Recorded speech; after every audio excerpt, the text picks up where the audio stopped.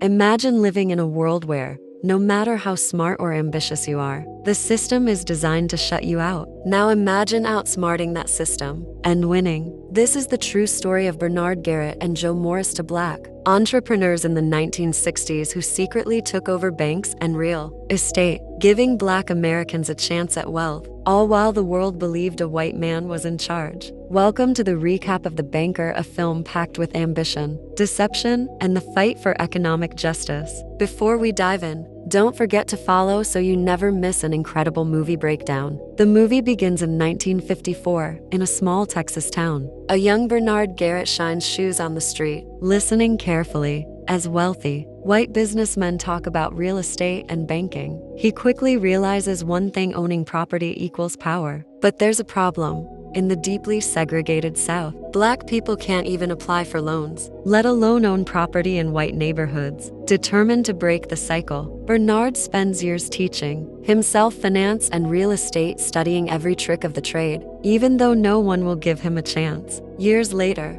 Bernard moves to Los Angeles with a plan. But no matter how sharp he is, the banks refuse to lend money to a Black man. Opportunity after opportunity is shut in his face. Enter Joe Morris, Samuel L. Jackson. Joe is a nightclub owner, wealthy, street smart, and a businessman in his own right. Joe isn't interested in real estate at first, but Bernard makes him an offer too bold to ignore. The plan: use a white frontman to act as the face of their real estate business, allowing Bernard and Joe to secretly buy up properties in all white neighborhoods. Joe smirks, takes a sip of whiskey, and leans forward. Now that sounds interesting. Meet Matt Steiner, Nicholas Hoult. Bernard and Joe recruit Matt, a working-class white man, to be their front. But Matt has no idea how finance works, so Bernard and Joe train him from scratch. With Matt as their face, Bernard and Joe secretly start buying properties across Los Angeles. They rent to Black families, giving them a chance to live in neighborhoods that previously shut them out. The plan works. They expand,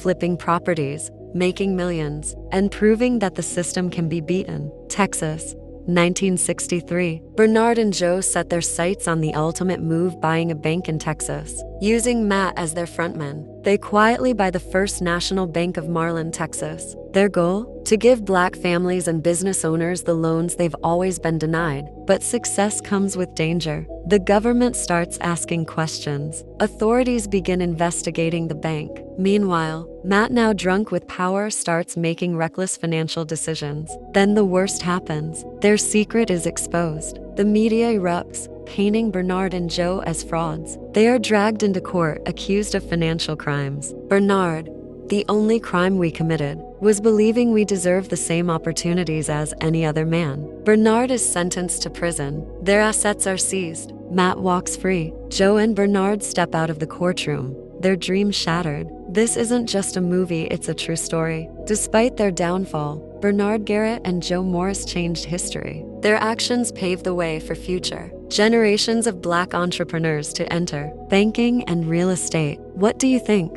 Were they criminals or pioneers? Drop your thoughts in the comments. If you loved this recap, hit like, subscribe, and turn on notifications so you never miss an epic breakdown. Thanks for watching, and remember, success isn't just about money. It's about making history.